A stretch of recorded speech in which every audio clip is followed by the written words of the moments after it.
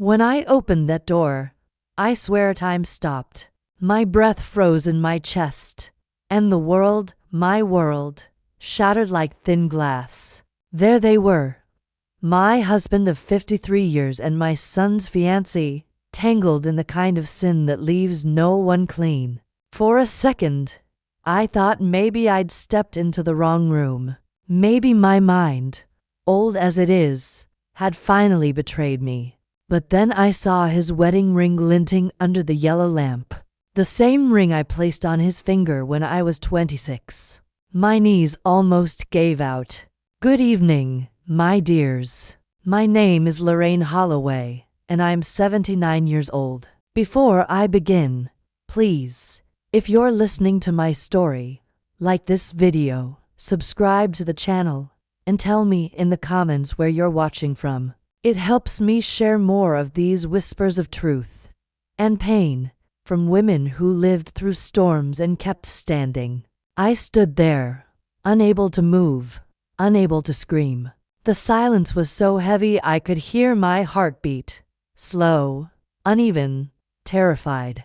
My husband looked at me like a ghost had entered the room. She, that young woman I'd welcomed into our home, covered herself with a blanket, trembling. Lorraine, it's not what it looks like, he said, voice cracking. But I knew that voice too well. It was the same tone he used when he lied about the little things.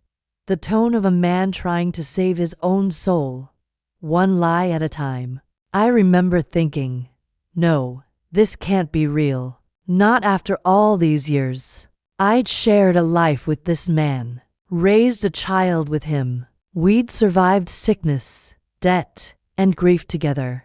How could this be the ending to our story? I stared at them both, my eyes burning, my heart refusing to believe what my mind already knew.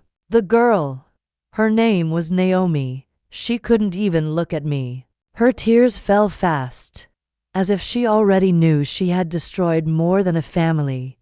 She had shattered its foundation. For a moment, I wanted to scream. I wanted to throw every memory we had into the fire. But my voice wouldn't come. Instead, I whispered the only words I could find. You were supposed to be my daughter. She started crying louder, saying she was sorry, that it wasn't supposed to happen. My husband kept pacing, running his hands through his gray hair. It was a mistake, Lorraine. Please, let me explain. But I didn't want explanations. There are no explanations for betrayal, only ashes where trust used to live. I turned and walked out of that room, each step heavier than the last. The house that once smelled of cinnamon and Sunday dinner now smelled like perfume that wasn't mine. The air was thick with shame. When I reached the front door, I realized my hands were shaking so bad I could barely hold the knob. I stepped outside, under the old oak tree my husband planted the year our son was born. I leaned against it, trying to breathe, but the air wouldn't come. That's when I saw it. The engagement ring I'd helped him buy for Naomi, lying on the porch, glimmering under the moonlight. And suddenly, the truth hit me harder than the sight I'd just witnessed. This wasn't a moment of passion. This had been going on for a long time, long enough for lies to grow roots. I picked up the ring, and for the first time in my life, I felt old. Not from age, but from betrayal. I didn't cry that night. I just stood there, staring at the sky, wondering how a man can promise forever and still find ways to destroy it.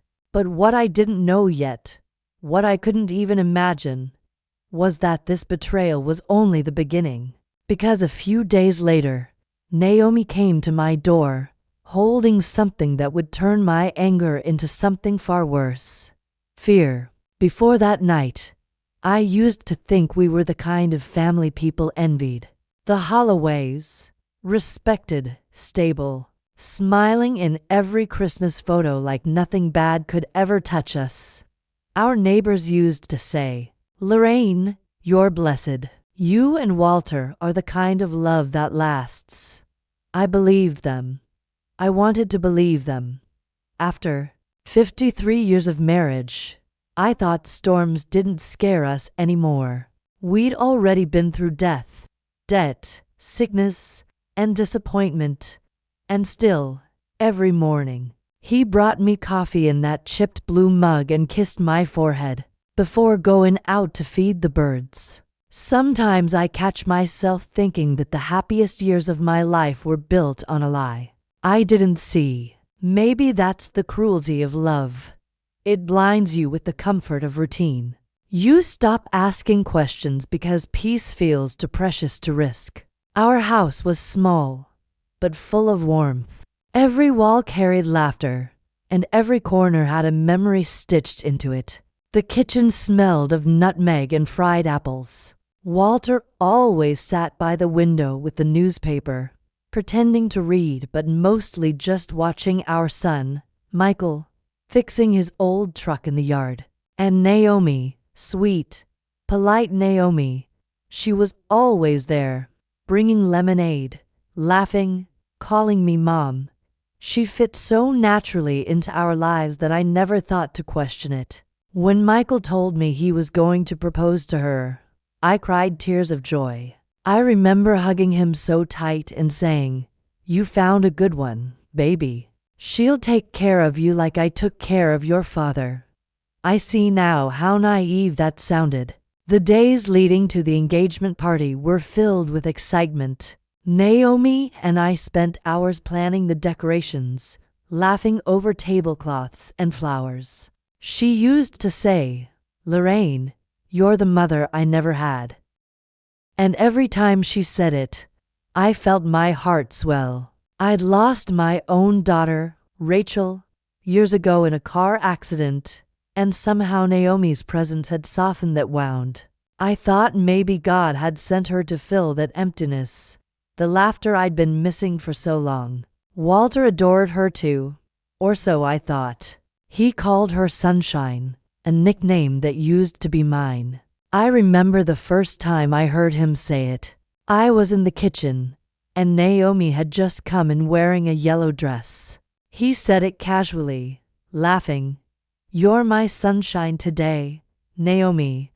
I laughed along, thinking nothing of it. But looking back now, I realized that moment should have felt wrong. Something inside me flinched, just a tiny spark of unease I buried under good manners and trust. That's the thing about betrayal. It doesn't crash into your life like thunder. It drips, slow and quiet, like a leaking faucet you pretend not to hear. You tell yourself it's nothing. You convince yourself love can't rot from the inside. Our evenings were quiet.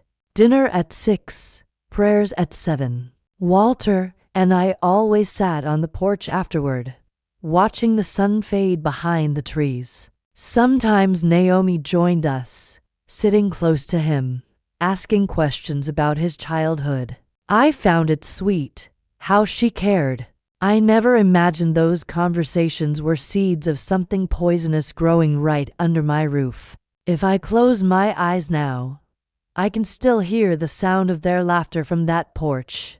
The easy, careless kind that hides guilt behind it. I see my son working late at the garage, saving for the wedding, while his fiancée sat beside my husband, sipping sweet tea, smiling like she owned the world.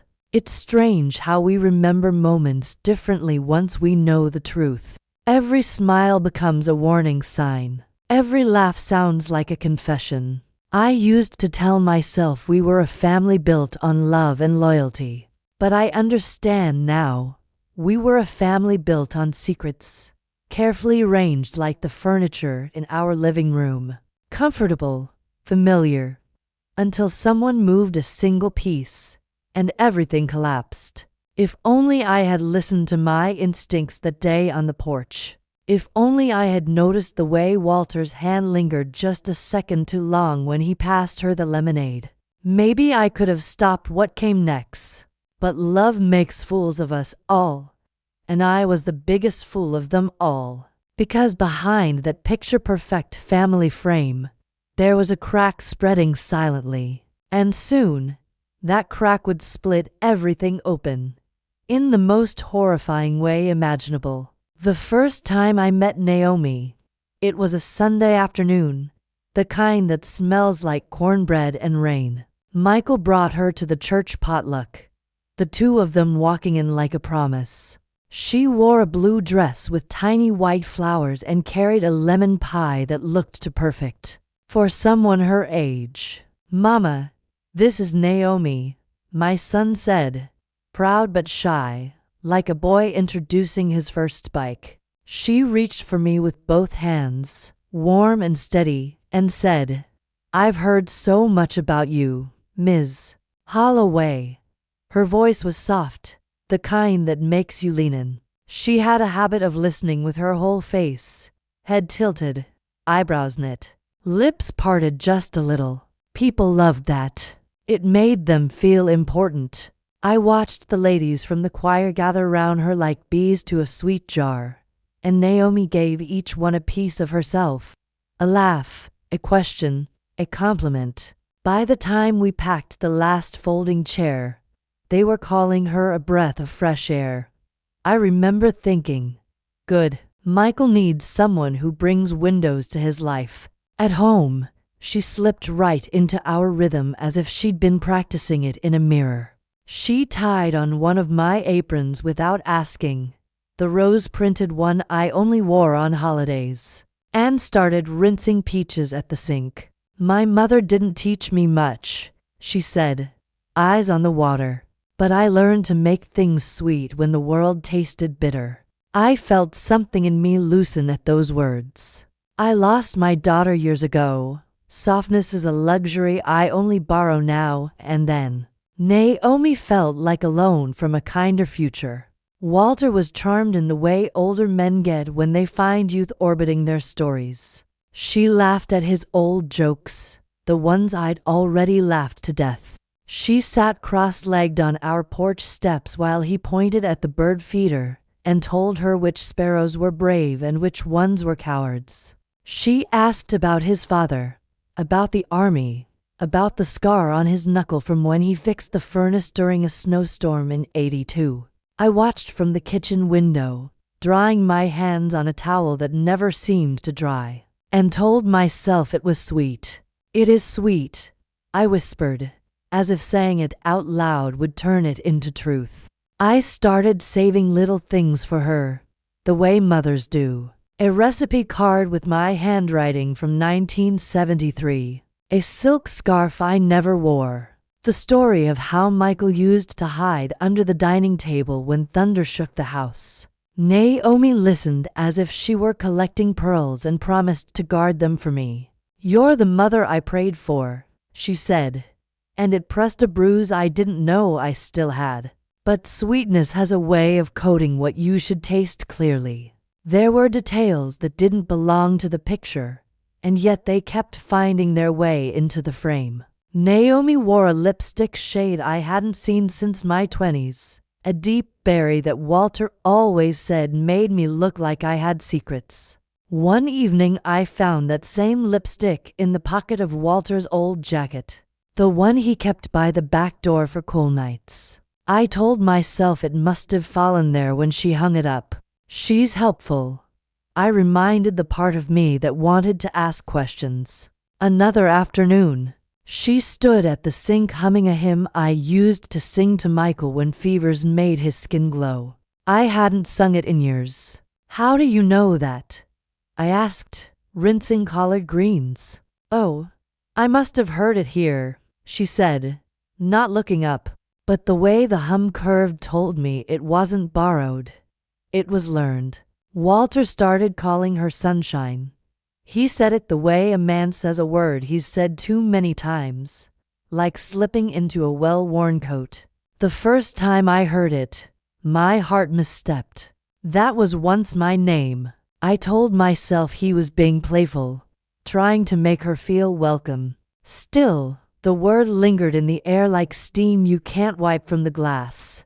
There were errands that didn't make sense. Late pickups, Lost receipts. Once, Walter offered to drive Naomi to her evening class, and when they came back, there was flour on both their sleeves and no books in sight. We stopped for donuts, Naomi said, giggling, sugar dusted across her grin. I stood there smelling cinnamon and wanting to believe in something simple. Michael, bless him, was always tired, always working late at the garage to save for the wedding. He'd come home with grease under his nails, kiss Naomi's forehead, and fall asleep on the couch with the TV talking to itself. Naomi would tuck a blanket around him and then follow Walter to the porch to check the weather for the weekend. I told myself it was kind. I told myself she was being a good future daughter-in-law. One evening, as summer kneaded itself into the skin of everything, Naomi asked to help Walter in the garden. You've got the greenest hands I've ever seen, she told him, and he smiled like a man who'd found his reflection in someone else's eyes. I watched them from the kitchen, Walter bending to show her how to tease roots from a stubborn pot. Naomi leaning into close, her hand resting on his wrist longer than the lesson required. It's nothing, I said to the kettle. It's nothing, I said to the peaches on the counter. It's nothing, I said to the part of me that already knew. The night I stopped saying it was nothing, the house had the smell of rain held back. We were setting the table, 3 plates because Michael had called to say he'd be late again. Naomi reached for the candle in the center and struck a match. In that jump of light, I caught their faces reflected in the dining room window. Walter leaning in to brush a curl behind her ear, and Naomi closing her eyes like the touch was a prayer she'd been waiting to finish. The match burned down to her fingers. She didn't flinch, I did. She blew out the flame and laughed like it didn't mean a thing. Walter walked past me with the salad bowl, not meeting my eyes, and the room felt suddenly crowded with all the words I refused to say. I told myself families are built on patience. I told myself weddings swallow nerves whole. I told myself what any woman tells herself when she's afraid to step into the dark with only her truth for a lantern. But truth doesn't need light to see. Later that week, as the sun laid itself down behind the maples, I stood on the porch and watched them through the screen, Naomi's hand on Walter's sleeve. Walter's voice lowered to a softness I recognized in my bones. And when he said sunshine, the way a man says a name he means, I understood that something had shifted in my house, quietly, like furniture in the night. I wish I could tell you I walked out there and ended it before it began. I wish I could say I didn't let hope make a fool of me. But the only thing I did was stand very still and listen to the sound of a promise breaking. And that was the first time I saw the way my husband looked at my son's fiancée. A look that didn't belong to a father, or a friend, or a man I recognized at all. Suspicion doesn't knock like a stranger. It slips the latch with a quiet hand and sits in your kitchen, legs crossed, pretending to be a guest. After that night with the candle, the house felt different, like every room had a second door only they knew how to use. It began with sounds. Not the loud kind you can accuse, no. The soft ones that wear down your certainty grain by grain. A laugh that stopped the second my footsteps creaked the hallway. The quick shuffle of chairs in Walter's study, followed by the rustle of papers returning to order. Once, as I passed the guest room, I heard a whisper break on the seam of the door, Naomi's voice. Then Walter's low answer, the syllables falling like coins into a pocket you're not supposed to touch. Is everything all right? I asked, the way a woman asks when she already knows it isn't. Just looking for the spare keys, Walter said, opening the door with a smile that showed too many teeth. Naomi stood by the window, hands behind her back, as if the curtain itself needed comforting. Then came the abject small dislocations that don't belong to chance. Naomi's perfume on the rim of Walter's desk lamp. A single earring, tiny pearl beneath the edge of the couch where Walter naps on Sundays. A lipstick stain on a glass Walter swore was mine, except I hadn't worn that shade in 30 years. Every time I tried to catalog the evidence, my heart rebelled like an old horse refusing a fence. It's nothing, Lorraine. Men of his age tell stories. Girls her age collect them. That's all. But suspicion has its own calendar. It circled dates I didn't choose. On a Tuesday, Michael called to say he'd be late. Another transmission replaced. Another customer who paid in cash. "Save me a plate, Mama," he said, cheerful and tired. I set 3 plates anyway, because habit can be louder than truth. Walter offered to pick Naomi up from her class. When they returned, their cheeks were wine-scrubbed and bright, like people who had been outdoors. Naomi placed a bakery box on the counter. "For you," she said, opening it to show powdered squares of lemon bars, neat as new snow. "We took the long way home," Walter added too quickly. The kitchen smelled like cold air and something else, something warm and secret, the way a coat smells when it has just come from another person's shoulders. That night, I couldn't sleep. The clock on Walter's side of the bed sounded smug.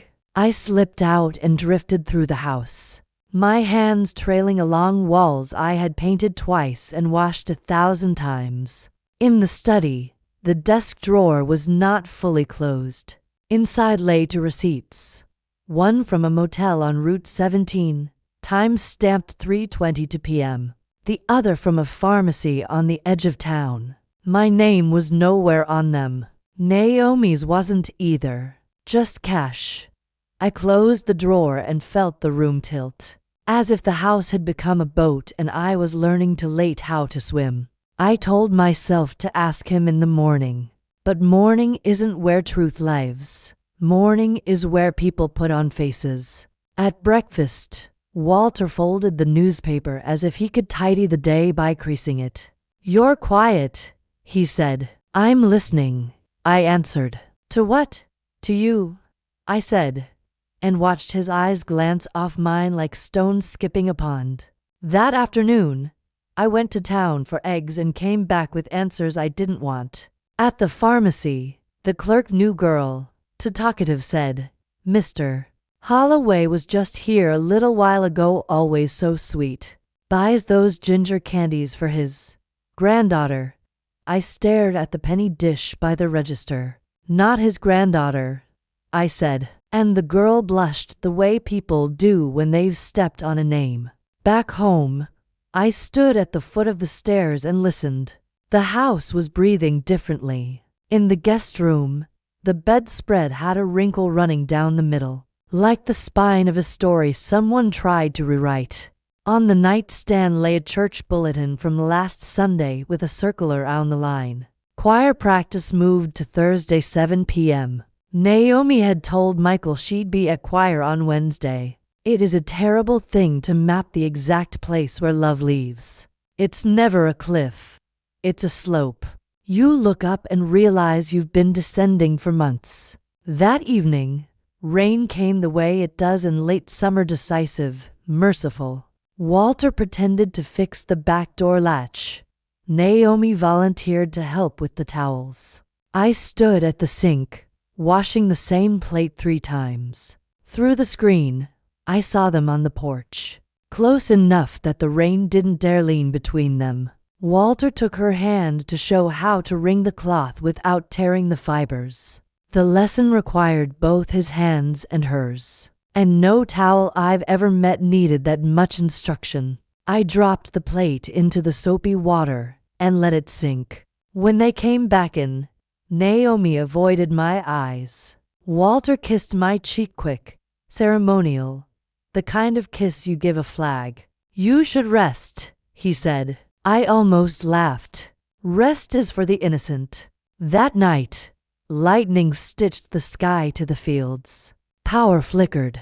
I reached for the flashlight we keep in the hallway closet. It wasn't there. I opened the guest room empty. In the study, the window was slightly ajar, curtains lifting like breath. I stepped closer and saw it.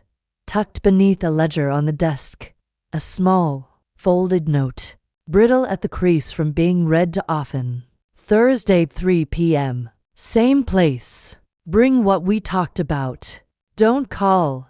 N. I wanted to tear it, to burn it, to swallow it whole. Instead, I slid it back where it had been. If there is one thing I've learned about truth, it's this. It doesn't grow in the dark. It calcifies. I needed the light.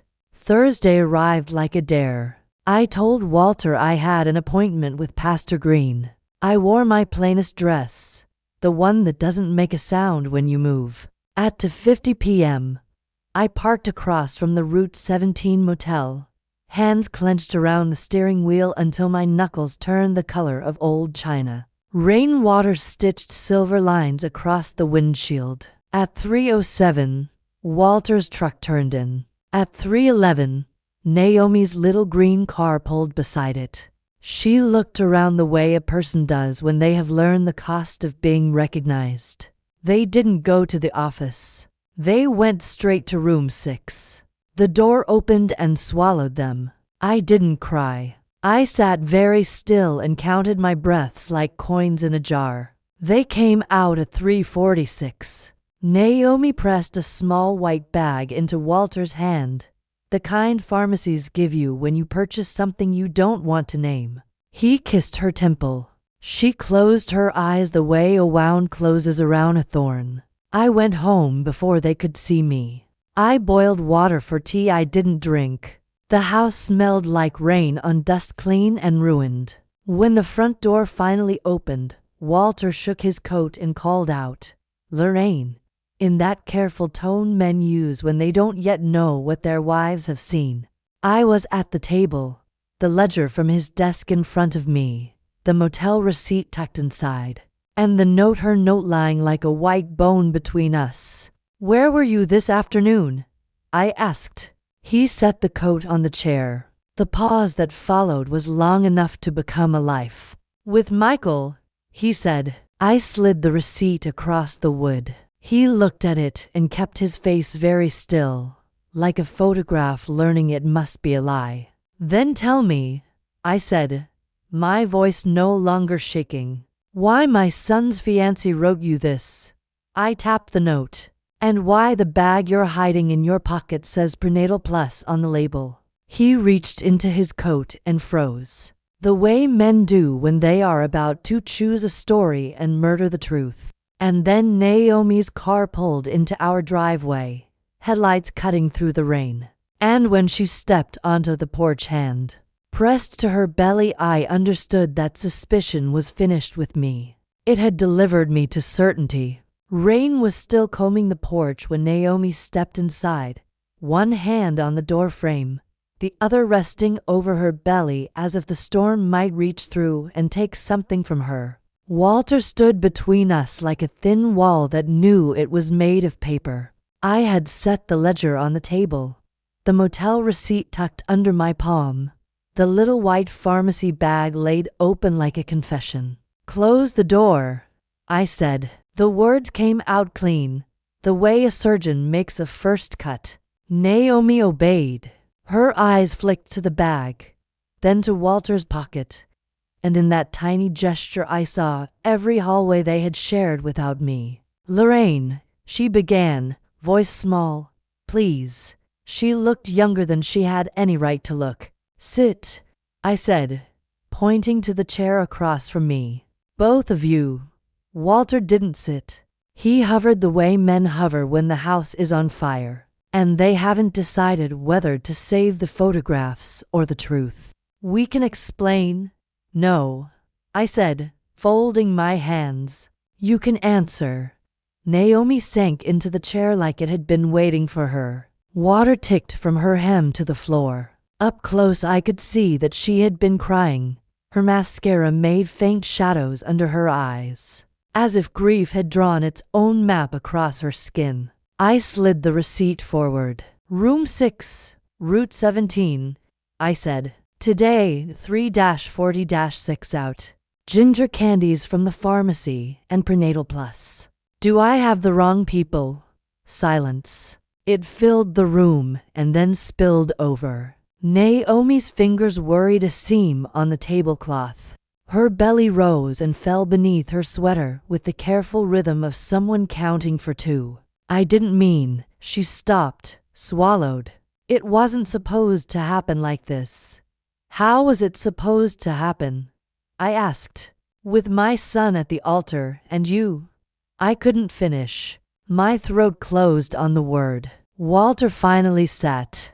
The chair creaked as if it were testifying. He put his hands flat on the table, palms down, wedding ring winking at me like a cruel joke. Lorraine, he said, and my name sounded like an apology that had forgotten its verbs. Let's not make this worse.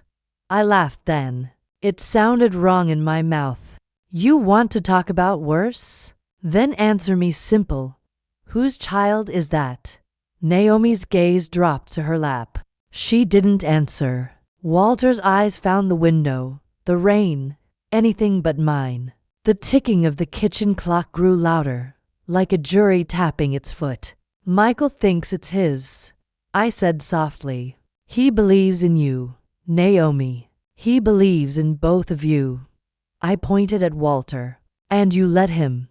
Naomi pressed her lips together. Her breath trembled. I saw her slip one hand into her purse, searching for something solid in a world that had turned to water. She pulled out a folded, glossy rectangle and placed it on the table with both hands as if she were setting down a fragile creature. An ultrasound. The gray world of it rippled under the kitchen light shadows and moons. A small arc that might have been a hand. In the corner, the machine had printed a date. My eyes found it without trying. I did the arithmetic in my head like a woman who used to balance ledgers before her hands learned how to hold a newborn. The timing didn't fit Michael's late night shifts, the out-of-town calls, the week he spent at his cousin's after the alternator failed. But it fit something else. It fit the choir practice moved to Thursday. It fit the motel clock. It fit the way Walter said sunshine like blessing and habit. Naomi, I said, and the name felt like it had thorns. Look at me, she did. Tell me the truth, I said. Tell me before it rots you from the inside. Her eyes filled fast. She shook her head once, a small, frightened motion, and then placed a trembling hand over the ultrasound picture, as if she could cover the world back up. I didn't want to hurt anyone, she whispered. You hurt everyone, I answered. Walter stood abruptly, the chair scraping the floor. Enough. This is between me. And he stopped himself, jaw locking around the rest. Between me and whom? The sentence dangled in the room like a rope. I picked up the ultrasound, held it to the light. The date glowed back at me, pitiless. I set it down, careful, as if I could still be the kind of woman who didn't break things she loved. Where were you the night Michael slept at the garage to finish Mr. Turner's transmission? I asked Walter. With him, he said. I slid another paper across the table, the work order copy Michael had left on the counter, time stamped, his signature neat and proud. He was alone, I said. Walter's hands curled, ancient hands that had planted trees and fixed roofs and pulled our son from a fevered bed at 3 a.m. Those same hands had learned a new language in a motel off Route 17. Naomi exhaled a small, wounded sound. She looked at Walter the way a person looks at a door that won't open anymore. Does my son know? I asked. No, she said, barely audible. The front steps creaked. Tires rolled on gravel. Headlights slashed through the rain and died. All three of us turned toward the sound the way deer turn toward a twig snapping. Keys rattled. The front door opened. Evening. Michael's voice, sweet, young, tired, bounced down the hallway. He shook off his jacket, humming the hymn I used to sing when thunder taught him fear. Smells like lemon bars did Naomi bake. He stepped into the kitchen, smile already lifting, and stopped when he saw our faces lined up like a sentence that ends in a period and a gun. He looked from me to his father to Naomi, to the ultrasound lying on the table like a storm map. "What's going on?" he asked, slow, careful, the way a man asks the dark to repeat itself. No one spoke. Walter's tongue searched for a lie. Naomi's fingers clutched the edge of her chair as if she meant to anchor the whole house. I felt my voice rise from somewhere new, steady, cold, the kind that delivers babies and verdicts. "Michael," I said, "sit down." He didn't move, his eyes fixed on the date in the corner of the ultrasound. I watched the calculation run across his face like lightning finding a tree. "Naomi," he said, a prayer turned question. She lifted her head, tears cutting clean tracks through whatever makeup the rain had spared. Her mouth opened, the truth gathered behind her teeth like flood water at a dam. And then, from the hallway, the phone started ringing shrill, insistent, the way bad news announces itself when you've run out of hands. The phone kept ringing like it didn't care whose heart it interrupted. None of us moved. The sound bounced off the kitchen tiles and filled every inch of air that wasn't already heavy with silence. It was the kind of ringing that reminded you how life goes on even when everything else stops. Naomi's eyes were glassy, her chest trembling with each shallow breath. Michael stood there frozen, one hand on the back of a chair, the other hanging by his side, still, but ready to break. Walter looked down, like a man trying to hide his face from his own reflection. The phone stopped. The silence that followed was worse. Finally, Naomi whispered, "It's true." Just 2 words, but they split the air open. Michael blinked. "What's true?" Her lips quivered. "I'm pregnant." He exhaled, half a laugh, half disbelief. "We already knew that. That's why we were." She shook her head, tears falling faster now. "No, Michael, it's not yours." It was like watching someone get shot and not realizing it for a second. The words reached him before their meaning did. He froze, mouth still open from the half-sentence he'd been trying to finish. His hand slipped from the chair, knocking over a glass. It shattered across the floor, sharp, perfect timing for the moment everything else did. My son looked at her, then at me, then at his father. "No," he said, to calm, the kind of calm that hides fire. "Tell me that's not what I think it is." Naomi cried harder. "Michael, please, who is it?" he asked, his voice rising like thunder over still water. Who? She didn't answer. She didn't have to. Walter's silence was louder than any confession could ever be. Michael turned to him, eyes wide, pupils trembling. "Dad." Walter's jaw clenched, his throat worked, but no words came. Just a sound, a low, broken sigh that used to mean exhaustion after work, not guilt after betrayal. "Dad," Michael repeated, softer now, like he still thought there might be another explanation. "Tell me she's lying." I wanted to step between them, to stop the avalanche that was already halfway down the mountain, but my legs wouldn't move. Walter finally spoke.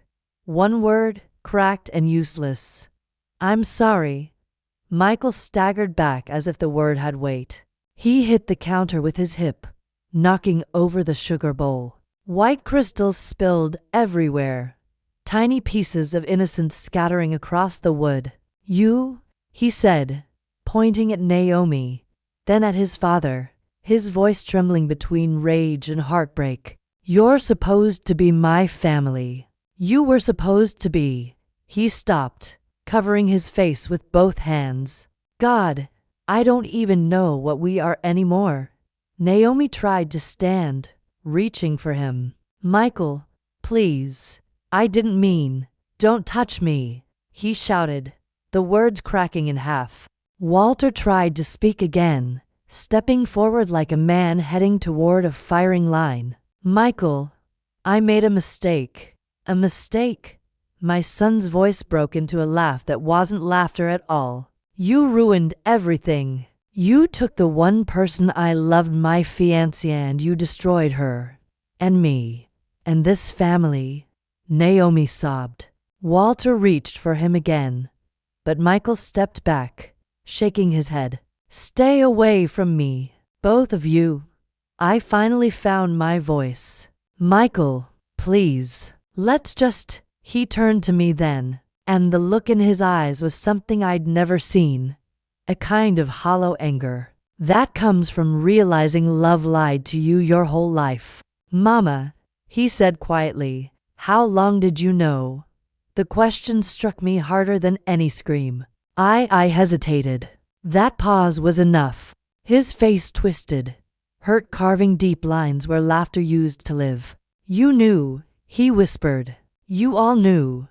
I found out today, I said, reaching out, but he stepped back. Today, baby, I swear. He turned toward the door, shoulders rigid, fists clenched. I can't stay here. I can't even breathe in this house. He left. The screen door slammed hard enough to make the windows rattle. The rain outside swallowed his footsteps. And then there was only the sound of Naomi crying softly and Walter's shallow breathing. I looked at my husband, the man who once built a crib for our baby girl, who carried me through every sickness, who used to call me his reason for living. And I saw nothing but a stranger wearing his skin. How could you? I whispered. Your own son's fiancé, Walter. Our son. He didn't answer. He just stared at the table where the ultrasound still lay, edges curling from the humidity. Naomi tried to speak, but the words wouldn't come. Her lips moved, her face blotched with shame. Lorraine, she finally said, there's more you need to know. I didn't want to hear it. Not one more syllable of sin. But the look in her eyes stopped me. There was something else there, something beyond guilt. She reached into her purse again, her hands shaking. From inside, she pulled a small brown envelope, sealed, slightly crumpled. She slid it across the table toward me. What is this? I asked. Her voice was barely a whisper. Proof, she said. Proof that it's his. And that I'm not the only one. The room tilted. The world dimmed. I didn't even realize Walter had stood up until the chair hit the floor behind him. He reached for the envelope, fast, desperate, but I got there first. And when I opened it, I understood that Naomi wasn't the only one whose life had just been built on a lie. The envelope was light, but it weighed the whole house down. Inside were small, ordinary things that only look harmless until you read them together. A motel keycard sleeve, with a smudged 6 to pharmacy receipts paid in cash. A folded requisition form for a DNA test printed from a clinic across town. And a photograph grainy, taken from to clothes of Walter and Naomi at the lake. His hand resting where a young man's hand should have been. In the corner of the photo, a reflection in the window. Me, or a woman shaped like me. Holding a pie box on the porch, staring in the wrong direction. Naomi whispered, I kept them because I was scared. Walter stared at the tabletop like a penitent who'd forgotten his prayer. Michael was gone. After the door slammed behind him, the house didn't settle. It rattled, as if every nail remembered who put it there, and now wanted out. I cleaned the kitchen in a kind of trance, lifting plates that wouldn't be used, setting forks for a dinner no one could swallow. Each small motion felt like walking through a room where a body used to be. Walter tried to speak. Lorraine. His voice was sanded down to the grain. I said, Save your breath for the truth. He sat, then stood again, then moved to the sink, then back to the chair, an old man who lost the map to his own home. Naomi wiped her eyes and said, very softly, I didn't plan a life like this. None of us did. I answered. And yet, here we are. We called Michael. He didn't answer. I sent a message that said only come home. The word home looked strange on the screen, as if spelling could undo what time had done. I pictured him driving with the radio off, both hands on the wheel. The hymn I used to sing now a noise he couldn't stand. By morning, word had done what word always does in a small town. It grew legs and found porches. At the grocery, two women folded their conversation when I passed. At the post office, Mr. Hall pretended not to see me, then overcompensated with a hello that sounded like a bandage tearing. I didn't tell them anything. I held my head the way women of a certain age learn to hold it high enough to keep from drowning. At church, I sat in the back, not to hide but to breathe. The pew felt like it had borrowed my bones to stay upright. Pastor Green glanced at me while he preached on forgiveness, and I realized how violent a gentle word can be when it arrives too soon. After the benediction, Naomi slipped in late and sat 3 rows ahead, hands folded, belly small and stubborn. Walter stayed home with a headache, the oldest lie in a book I used to believe. That afternoon he tried again. We can fix this, he said, and I almost asked him to draw me the blueprint. What nails, what timber, what roof could keep out this rain? Start with Michael, I told him. Find our son. He drove to the garage, to the lake, to the diner off Route 17 where young men go when they need a booth to hold their anger. No sign. He called 3 times. Voicemail swallowed him whole. Naomi came to the kitchen with a paper bag of groceries she couldn't afford. You shouldn't be lifting, I said, and the sentence surprised me with its kindness. I made tea. We sat like 2 strangers whose lives had been welded together by a wreck at an intersection neither of us meant to cross. Were there others? I asked. It took me 3 tries to make the sentence wear words. Naomi's mouth tightened. Before me, she said, eyes on the steam, there was someone. Who? She shook her head. It ended. He told me it ended. I wanted to ask how do you end what you never should have begun. I wanted to ask 1,000 things. Instead, I refilled her cup. Night stretched itself thin and long. Walter slept on the couch because the bed had decided it knew which bodies belonged there. I lay awake and listened to the house name its wounds, the radiator's sigh, the porch's memory, the clock's metronome of a life moving forward without permission. Somewhere between midnight and morning, I realized that grief can be strangely merciful. It empties you of everything except breath, and breathing isn't a choice. On the 2nd day, Michael answered. 3 words. I need time. I typed I'm here and didn't hit send. What good is presence if you are the place that broke? On the 3rd, Naomi fainted in the hallway. A soft collapse, like a curtain falling. I found her with palms cool and face pale, the color peeled from her mouth. We waited on the floor together until the room agreed to return to its original size. I'm fine, she said. You're not, I answered, and helped her to the couch that smelled of Walter's apology. We made a plan. Doctor's appointment. Then no matter what tell Michael everything first from her mouth, not the town's. She nodded like a soldier agreeing to the last instruction. He'll hate me, she said. Hate isn't the end, I told her. Silence is. That evening, the door opened and Walter stood there holding a paper bag from the pharmacy he hadn't kept out of our lives. Ginger candies, prenatal vitamins, a booklet about supportive partners. The bag shook in his hands. I'll sleep in the truck, he said. I didn't argue. Sometimes men need weather. After he left, I sat alone at the table with the photograph from the envelope. I studied the way Walter's fingers rested at Naomi's waist, familiar, careless, the shape of a habit disguised as care. I turned the photo over and found 3 scratches, as if someone had once tried to erase the picture by scraping the air itself. I wondered if that someone had been Naomi. I wondered what kind of mercy keeps proof when proof is of fire. The phone rang late, one of those rings the night recognizes and stiffens for. I picked up on the second bell, a mother's reflex. "Mrs. Holloway," a woman's voice said, professional and calm. "This is Mercy General." In the space between her syllables, I heard the future clear its throat. "Do you know a Naomi Whitaker?" I closed my eyes. "Yes," I said. "She's here." The voice continued. "She came in with abdominal pain and fainting. We're stabilizing her, but we need a family contact."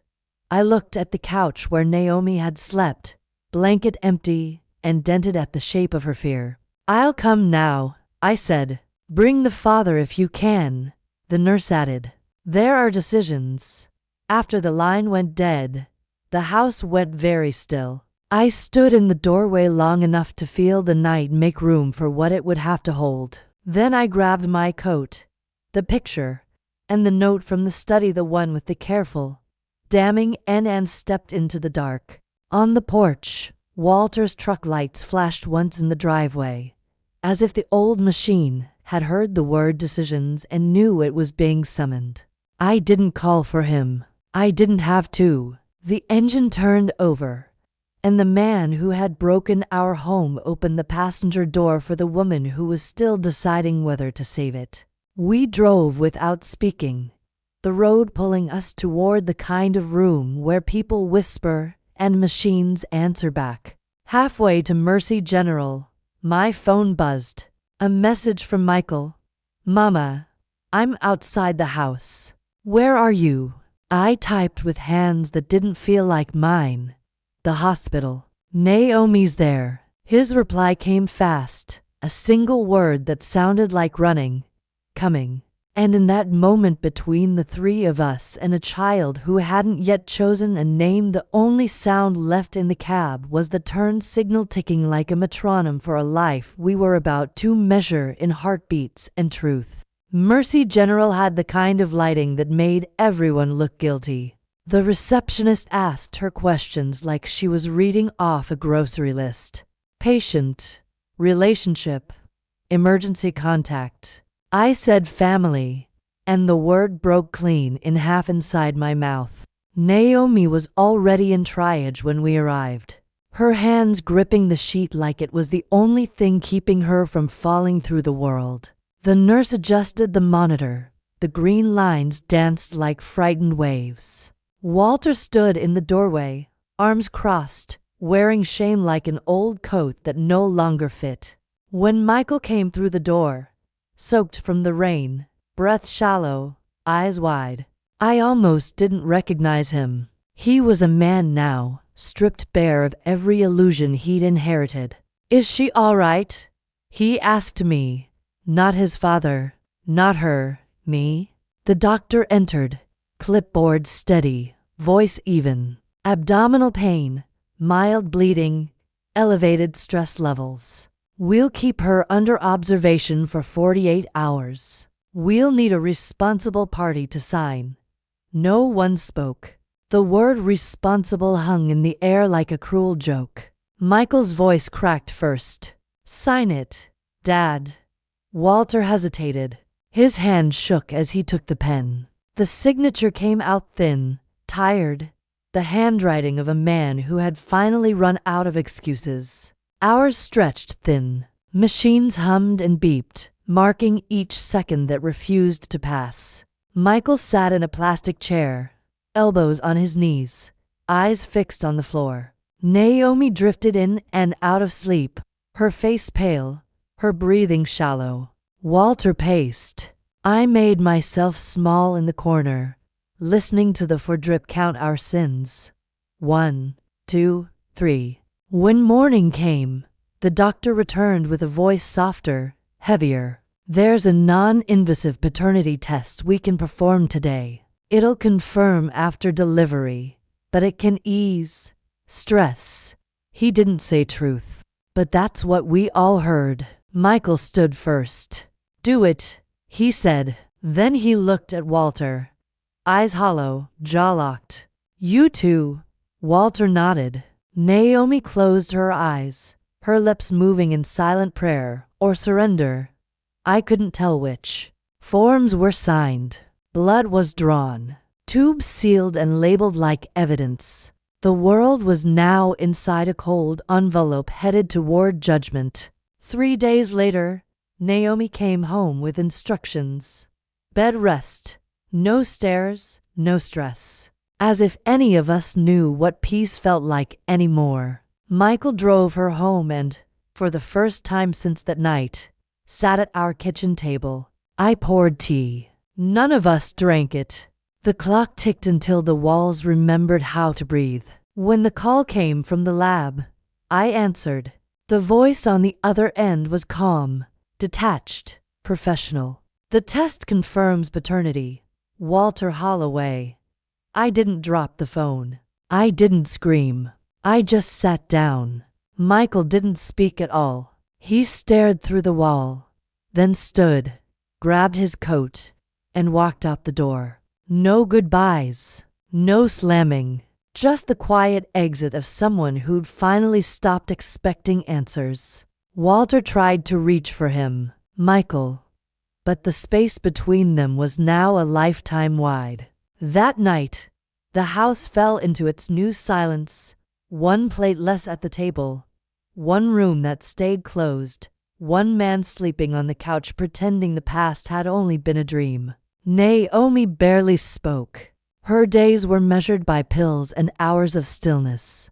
I left glasses of water by her bed, notes that said, "Eat something, rest, I'm here." I wasn't sure if I meant comfort or penance. Walter offered to leave. I told him not to. If you made this mess, I said, you'll learn what it costs to live in it. Weeks passed like ghosts drifting down the hallway. Then, one night, I heard Naomi call my name. I found her in the corridor, gripping the wall, face white as paper. It's happening, she gasped. We barely made it to the hospital. 33 weeks, too soon, too fragile. The delivery room smelled like metal and prayers. The doctor shouted words I couldn't hold on to. Breathe, push, now. And then, a sound. Thin, high, trembling. The sound of a child discovering air. He was tiny, translucent, impossibly human. They whisked him away before we could touch him. Machines took over where we had failed. Walter stood by the glass, forehead against the window, tears sliding into the reflection of a man he no longer recognized. 2 days later, the nurse brought a clipboard for the birth certificate. Mother, Naomi Whitaker. Father, Walter Holloway. Michael didn't come. I signed where they asked me to.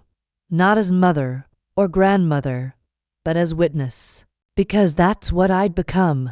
When I visited the NICU, the baby reached his hand toward my finger. So small, so alive. That grip, barely there, still anchored me. Samuel, I whispered. It wasn't written anywhere, but it belonged to him. On the 3rd night, Naomi vanished, no call, no trace. Only a folded note on her pillow.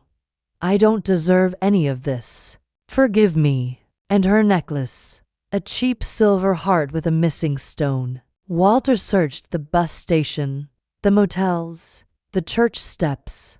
Nothing. I went to the hospital. Samuel was still there, a fragile little thing inside a glass box, fighting the air for a right to stay. I placed my hand on the incubator, feeling his warmth through the plastic, and whispered, "You'll never know what brought you here. Only that someone stayed." When morning came, I baptized him myself. The nurse brought a cup of water. The doctor didn't stop me. Walter watched from the doorway, head bowed. We went home without Naomi. The crib from the attic, the one Walter built for Rachel 50 years ago, came down again. I washed it with salt water and silence. And that night, sitting in the glow of the nursery lamp, I realized something simple and final. That week, I stopped being a wife. I became a witness to betrayal, to birth, to the strange mercy of surviving both. Outside, the world kept turning. Inside, a child slept, the house breathed. And for the first time in months, the silence didn't feel like punishment. It felt like a beginning. They say time heals everything, but time doesn't heal. It rearranges. It takes your grief, folds it into smaller pieces, and hides it inside ordinary days until one morning you realize you're breathing again. Not because it stopped hurting, but because you got used to the weight. After Naomi disappeared, the house went quiet in a way I had never known. Not peaceful quiet, empty quiet. The kind that hums in the walls and asks questions you don't have answers for. Walter barely spoke. We became two ghosts walking through the same house at different hours. He fixed things that didn't need fixing. A cabinet hinge, a squeaky stair. The mailbox, as if mending wood could somehow redeem flesh. I didn't stop him. Sometimes noise is mercy. Every morning I went to the hospital to see Samuel. The nurses started calling me Grandma Lorraine before the paperwork even caught up. I didn't correct them. He was small but stubborn. His heartbeat fought the machines. His fingers always searching for something to hold. 3 weeks later, the doctors said he was ready to come home. He's a miracle baby. One of them smiled. I didn't tell her that every miracle I'd ever seen came wrapped in tragedy. When we brought him back, the house finally made a sound again. A soft, fluttering cry that pulled me out of bed before dawn. That sound kept me alive. Walter tried. He really did. He built shelves for diapers, painted the nursery pale yellow, the same color we'd used for Rachel's room half a century ago. But I could see it in his eyes. Every time he looked at Samuel, he saw both sin and salvation. Sometimes I caught him whispering near the crib, words I couldn't hear, confessions not meant for the living. Other nights, he'd stay outside under the oak tree, staring up at the same stars we used to count when we were young and whole. Michael didn't visit. Not for months. His absence settled in the house like dust, quiet and stubborn. He sent a single letter. No return address. It said, "I need time, Mama. Maybe one day I'll understand." I read it once a week, until the paper started to curl at the edges. I learned to live in fragments. Mornings belonged to Samuel, evenings to silence, nights to ghosts. He grew fast. Strong legs, bright eyes, a laugh that sounded nothing like his father's or his grandfather's. Thank God. When he started walking, he headed straight for the piano in the living room and pressed the keys like they were doors. I told him music was how we talk to heaven when words won't do. He smiled, as if he already knew. As the years slipped by, I got older in the way women like me always do. Gracefully on the outside, quietly breaking inside. My hands became maps of everything I'd ever held too tightly. My voice slowed down, turned softer, like a prayer that's learned its own echo. Walter's health began to fade. Heart trouble, the doctors said. Maybe guilt has a pulse, too. He grew quiet, kinder, almost, as if repentance was the only language he had left. When he passed, it was in his sleep, hand resting on the crib that once held his son's child. I didn't cry. I just said, "You finally found peace," and meant it. Samuel was for then. He didn't understand death yet. He just asked, Where did Grandpa go? To the stars, I told him. Where he can watch over us without getting tired. After the funeral, Michael came home. His hair was grayer, his face harder, but his eyes softened when he saw the boy. Is that him? He asked. Yes, I said. That's your brother. He looked at Samuel for a long time, then knelt, placing a hand on the child's shoulder. Hey there, he whispered. You look like trouble. Samuel giggled, and for a moment, the house breathed again, a sound I hadn't heard in years. From then on, Michael visited often. He brought groceries, fixed the fence, read stories at night. I could see the forgiveness growing in him like ivy, slow, but steady. Life became gentle again. Not happy, not perfect, but gentle. There were mornings I'd sit on the porch with my tea, watching Samuel chase fireflies through the yard. The sunlight touched his curls just right, and for a second, I could almost believe the world had forgiven itself. I used to think forgiveness was something you give to others. Now I know it's something you grow into, quietly, the way trees forgive storms by blooming again. Years turned into decades. Samuel grew tall, smart, kind. He asked questions about his mother, and I told him she had wings too heavy for this world. He asked about his father, and I said sometimes love loses its way, but it can still leave light behind. And one morning, 53 years after that terrible night, a letter arrived in my mailbox. No return address, no name, just one line on the envelope, written in shaky handwriting, for Grandma Lorraine. Inside was a folded photograph. Samuel, now grown, standing beside a young woman with Naomi's eyes. And on the back, in a handwriting I knew too well, 3 words that pulled the years apart like a curtain. He forgave me. The day that letter arrived, I sat on the porch long after the sun had moved on. The air smelled of rain and old wood, the kind of scent that reminds you how much life a house can hold if you let it. I unfolded the photograph again and again until the edges curled, my fingerprints smudging the faces printed there. Samuel was taller now, shoulders strong, his smile soft and honest. Beside him stood a young woman with Naomi's eyes and my own quiet sadness. And on the back, in writing that trembled but still knew its way, were the words that broke me open and put me back together all at once. He forgave me. I don't know where Naomi found the courage to send that letter, or how many years it took her to write it. Maybe forgiveness is slower for some souls. Maybe she had to wander far to remember where home was. But when I read those words, I didn't see her sin anymore. I saw a girl trying to survive her mistakes the only way she knew how, by running until she found stillness.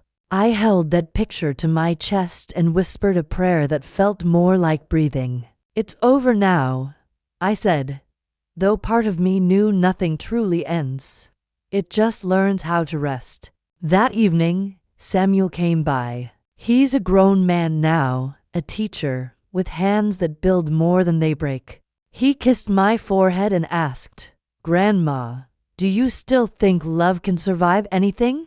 I thought about Walter and his silence, about Naomi and her running, about Michael and the way his anger turned into care, and about Samuel, born of betrayal, but raised by grace. Yes, I told him, but only if we let it change shape. He smiled at that, the kind of smile that carries peace instead of promise, and went inside to set the table for dinner. Watching him move through the house, I realized that love had already changed shape 100 times here. It had been passion, it had been pain, it had been survival. And now, finally, it was something quieter, something true. I used to think forgiveness was a gift you gave to those who wronged you. Now I know it's the bridge you build so you can walk back to yourself. Every night before bed, I sit by the window and talk to those who've gone ahead. To Walter, I say, you broke us, but you also built something in your ruin. A child who turned pain into purpose.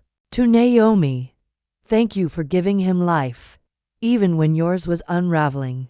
To Michael, thank you for coming home, even when you didn't have to. And to Rachel, my daughter who left too soon.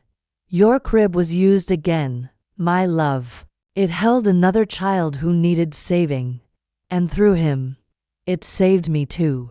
Sometimes, when the night gets too quiet, I hear the whispers in this house again, not of secrets, but of memory. Footsteps soft as mercy, a lullaby I never finished singing.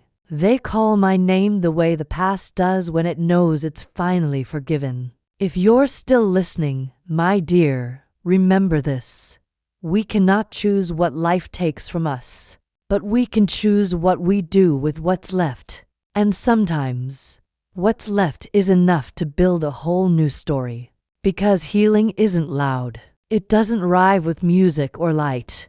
It tiptoes in, through the cracks of an old woman's house, sits beside her, and says, you did your best. That's all any of us can do. I look at the photo one last time before placing it by the window, where the morning sun will find it tomorrow. Samuel's eyes shine like hope remembered. Naomi's like peace finally found. And mine look tired. Yes, but free. I smile, whisper to the wind that always seems to listen. We are never too old to start again. Then I close the letter, fold it neatly, and tuck it between the pages of my old Bible, the same one that has carried every story of sin, loss, and redemption this family has ever known. And before I turn off the lamp, I'll tell you this. If my story touched your heart tonight, please like this video, subscribe, and share it with someone who still believes in second chances. Because sometimes, one story whispered in the dark can remind someone out there that forgiveness is still possible. Thank you for listening, my dears. I'll see you next time, with another whisper from Mama Ruth's heart.